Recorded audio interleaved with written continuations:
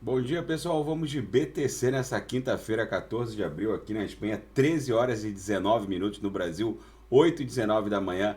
A BTC, como eu havia reportado, ela iniciou uma primeira tentativa de retorno ao VWAP mensal, que agora cedeu para 43.700, na extensão dessa linha lilás aqui. Na primeira tentativa foi falha, a segunda também falhou, agora a terceira parece que ela está conseguindo de alguma maneira escalar em direção ao VWAP mensal. Esse padrão da BTC é recorrente, na primeira não vai, na segunda vai, a partir da terceira fica mais factível o retorno em direção ao VWAP mensal, que também desceu para 43.700, 43.800.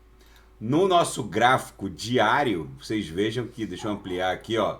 Vocês vejam que a nossa canaleta virtual de alta que eu havia desenhado no pico daquela mega correção dos dias 11 e 12 de abril acabou sendo respeitada. A gente acabou fazendo um fundo duplo aqui, ó. E agora a gente abre um candle comprador no diário. O candle de hoje, apesar da BTC estar caindo menos 0,45 pela métrica da TradingView, o fato é que já há um candle no diário escalando de baixo para cima a linha superior da nuvem de Shimoku, exatamente como eu havia prognosticado aqui no canal. No semanal, o gráfico continua maravilhoso, a BTC basicamente respeitou a base, a linha inferior da nuvem de Shimoku no semanal. Na projeção, ambas as linhas continuam flat. É bem provável que esse estresse aqui da antepenúltima lower, dessa grande grade curvilínea de expansão logarítmica exponencial, tenha sido o ponto de inflexão dessa corretiva. Agora a BTC vai voltar a testar essa camada aqui, que é a aresta superior desse grande retângulo acumulacional, para aí sim se desdobrar na nossa pernada em direção a 80 mil dólares, podendo bater 100 mil dólares com algumas intercorrências. Não vai ser uma pernada linear, a gente vai fazer um pullback aqui em 52, 53, fazendo uma subonda 2. Vamos fazer um pullback aqui na faixa de 70 mil, 69, que foi a camada do all-time high, esses dois topos aqui, para aí sim fazer uma subonda 4, né? Seria uma subonda 1, uma subonda 2, uma subonda 3, 4 e 5 em direção ao nosso alvo entre 80 e 100 mil dólares.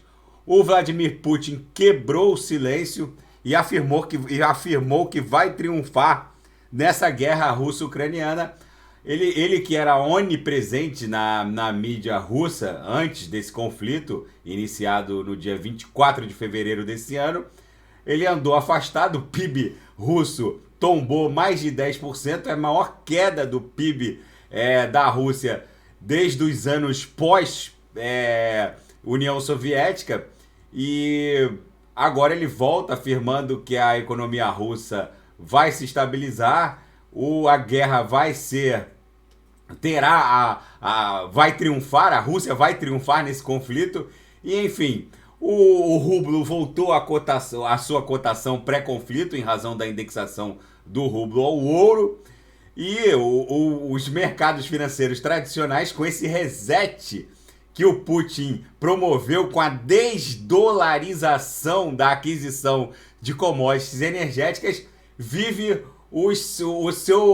a sua crise existencial, já que a inflação nos Estados Unidos está absolutamente fora de controle. Agora tem uma reportagem muito interessante, agora passou de 8,5% pelo índice de preços ao consumidor americano. Tem uma reportagem muito interessante dizendo que se a história do Federal Reserve e a sua impressão desenfreada de dinheiro fosse um teatro tragicômico, e pudesse ter um rosto, esse rosto seria do Jeremy Powell, do Bernanke e da Yellen, porque essa impressão desenfreada de dinheiro, com cliques de mouses que imprimiram trilhões e trilhões de dólares, com o próprio Federal Reserve sendo o maior comprador dos títulos dos treasuries norte-americanos.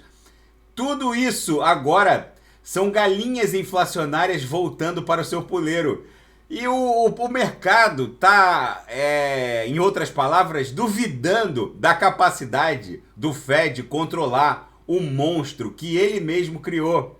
esse decote mensal de 95 bilhões de dólares por mês, diante de um balanço patrimonial na casa das dezenas de trilhões, é risível. E agora o próprio Brainerd, que é o vice-presidente do Federal Reserve, comparando a conduta hawkish do Fed de 2022 com o Volcker, o então presidente do Federal Reserve na década de 70, que aumentou as taxas de juros e controlou a inflação. O mercado agora fica dizendo que é risível essa comparação, justamente porque não há uma dívida nacional de mais de 30 trilhões que possa ser domesticada. Na época do Volcker isso não existia. E outra, se as taxas de juros realmente aumentarem 0,5 ponto percentual a cada aumento, como tão propalado agora por esse discurso hawkish do Fed, boa parte do orçamento norte-americano vai ter que ser destinada ao pagamento de juros, justamente porque a dívida deles está em torno de 30 trilhões. Então nem isso é tão factível. O mercado está achando que é mais factível a inflação ser o novo normal. E ninguém está acreditando que a inflação vai cair justamente porque ela não tem origem também só na mega impressão desenfreada de dinheiro, mas no colapso da cadeia de suprimentos.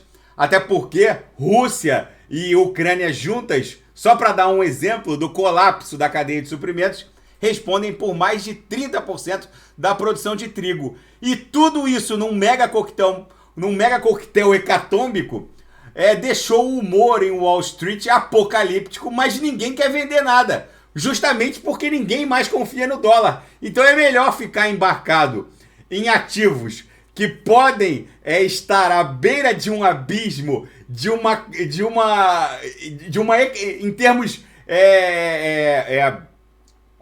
em termos de recessão ou em termos de crise. Ninguém consegue nem descrever o que está por vir. Mas, ao mesmo tempo, a desconfiança em relação ao dólar não deixa ninguém vender.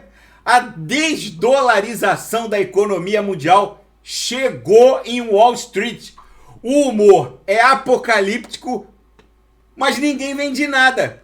Ou seja, nesse ambiente em que o mundo busca uma nova referência de valor para a riqueza, já que o dólar não serve mais para isso, e desembarcar do mundo cripto é uma insanidade.